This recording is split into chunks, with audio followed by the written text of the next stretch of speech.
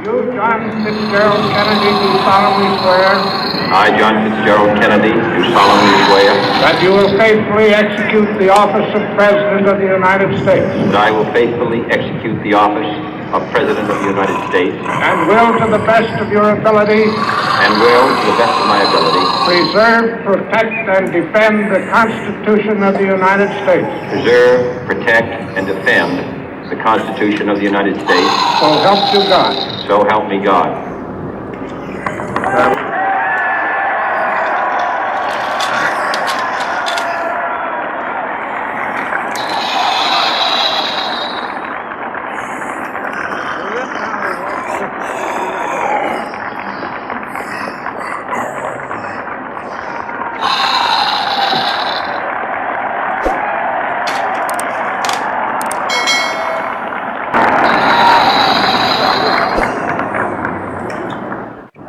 Vice President Johnson, Mr. Speaker, Mr. Chief Justice, President Eisenhower, Vice President Nixon, President Truman, Reverend clergy, fellow citizens.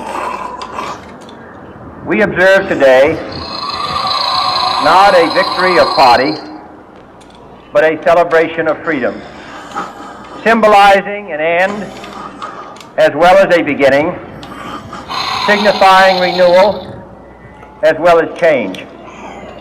For I have sworn before you and Almighty God the same solemn oath our forebears prescribed nearly a century and 3/4 ago.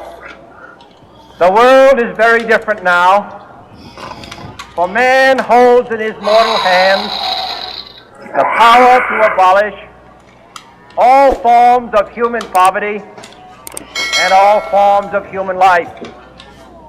And yet the same revolutionary beliefs for which our forebears fought are still at issue around the globe. The belief that the rights of man come not from the generosity of the state, but from the hand of God. We dare not forget today that we are the heirs of that first revolution. Let the word go forth from this time and place to friend and foe alike that the torch has been passed to a new generation of Americans born in this century, tempered by war, disciplined by a hard and bitter peace, proud of our ancient heritage, and unwilling to witness or permit the slow undoing of those human rights to which this nation has always been committed and to which we are committed today at home and around the world.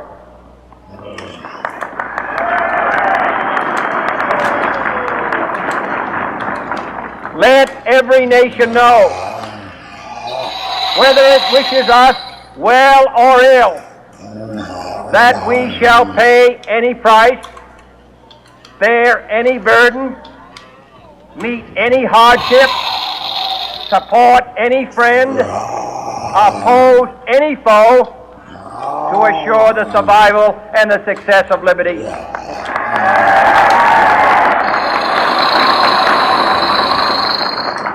This much we pledge and more.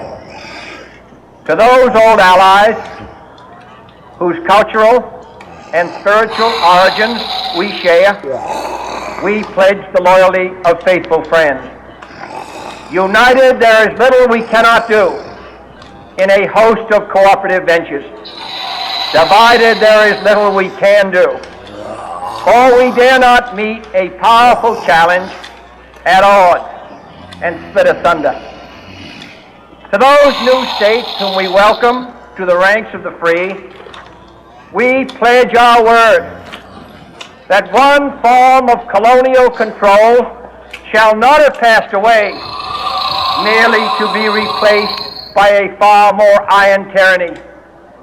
We shall not always expect to find them supporting our view, but we shall always hope to find them strongly supporting their own freedom, and to remember that in the past, those who foolishly sought power by riding the back of the tiger ended up inside.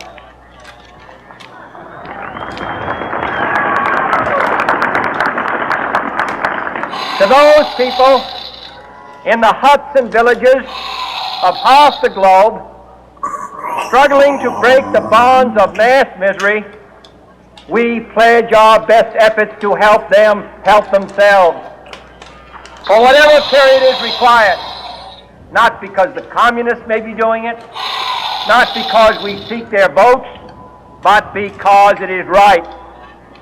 If a free society cannot help the many who are poor, it cannot save the few who are rich.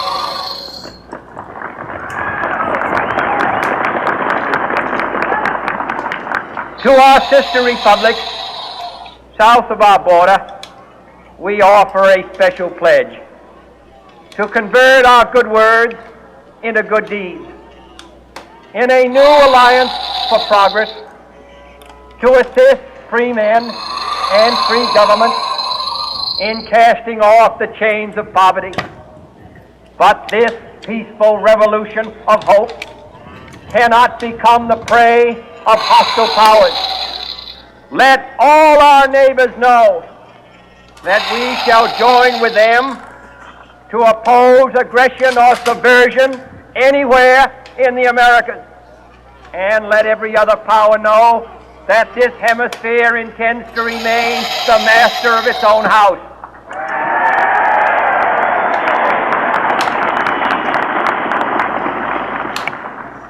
To that World Assembly of Sovereign States, the United Nations, our last best hope, in an age where the instruments of war have far outpaced the instruments of peace, we renew our pledge of support to prevent it from becoming merely a forum for invective, to strengthen its shield of the new and the weak, and to enlarge the area in which its writ may run. Finally, to those nations who would make themselves our adversary, we offer not a pledge, but a request that both sides begin anew the quest for peace. Before the dark powers of destruction, unleashed by science, engulf all humanity in planned or accidental self-destruction, we dare not tempt them with weakness, for only when our arms are sufficient beyond doubt can we be certain beyond doubt that they will never be employed. But neither can two great and powerful groups of nations take comfort from our present course, both sides overburdened by the cost of modern weapons, both rightly alarmed by the steady spread of the deadly atom, yet both racing to alter that uncertain balance of terror that stays the hand of mankind's final war. So let us begin anew, remembering on both sides that civility is not a sign of weakness, and sincerity is always subject to proof. Let us never negotiate out of fear, but let us never fear to negotiate.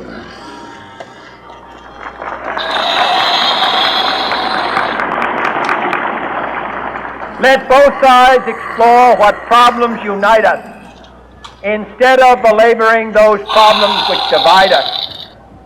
Let both sides, for the first time, formulate serious and precise proposals for the inspection and control of arms, and bring the absolute power to destroy other nations under the absolute control of all nations.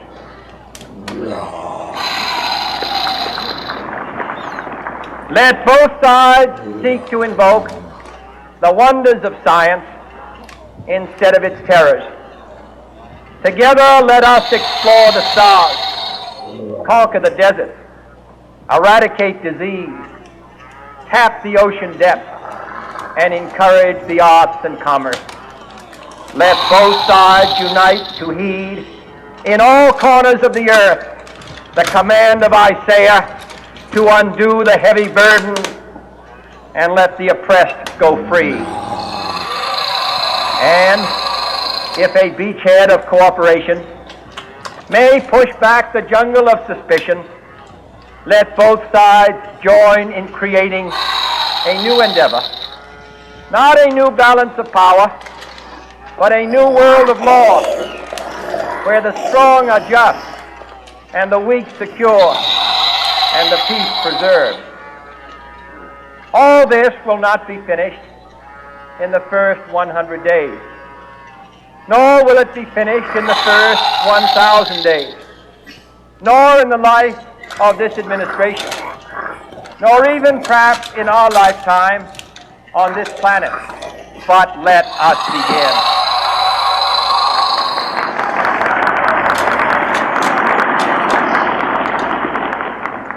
In your hands, my fellow citizens, more than mine, will rest the final success or failure of our course. Since this country was founded, each generation of Americans has been summoned to give testimony to its national loyalty. The graves of young Americans who answered the call to service